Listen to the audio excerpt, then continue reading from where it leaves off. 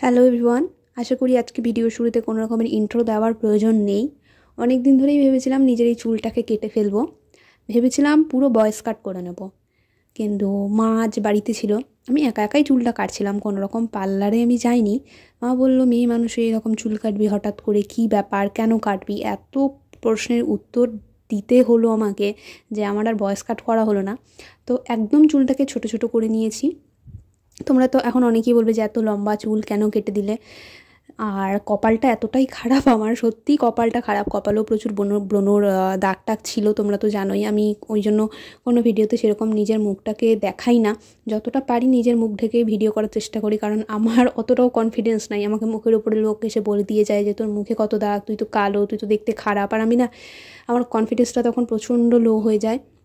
তো সেসব কারণেই সামনের চুলটাকে এরকম বেবি কাট করে নিলাম। আমি নিজে নিজেই করছিলাম, মা তখন বললো যে না তুই আমাকে দে, আমি করে দিচ্ছি। যাই হোক, চুল কাটাটা একটু অসমান হয়েছে, আমার তাতে কোনো রকম যায় আসে না, কারণ আমি বাড়ি থেকে সেরকম বেরোই না। সেরকম কি, আমি কখনোই বাড়ি থেকে বেরোই না, মানে হয়তো মাসে একবার বেরোই এরকম। তাই আমার চুল অসমান হোক, ন্যাড়া ব্যাকা হোক, তাতে আমার কোনো রকমের যায় আসে না। সেসব নিয়ে আমি চিন্তাও করি না। জাস্ট চুলটা কেটে ফেললাম, ভালো লাগছিল না আর। চুলটা একটা বোঝা, জানো তো।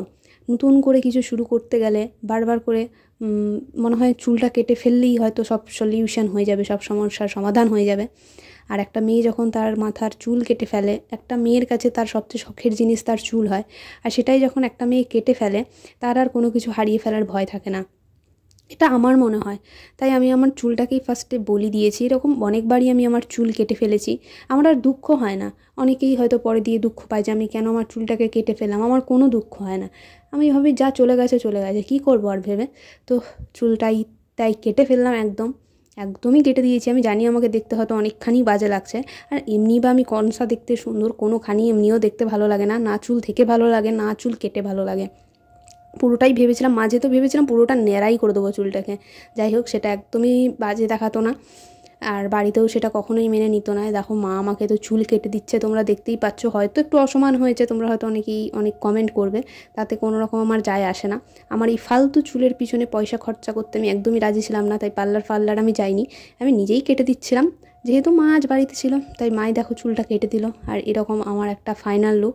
পিছনের চুলটাও কেটে ফেলেছি, কিন্তু সেটা ভিডিও করে দেওয়ার কেউ ছিল না বলে ভিডিও করা হয়নি। তো কেমন লাগছে আমাকে জানিও, যদি ভালো লেগে থাকে তাই সেটাও জানিও অবশ্যই।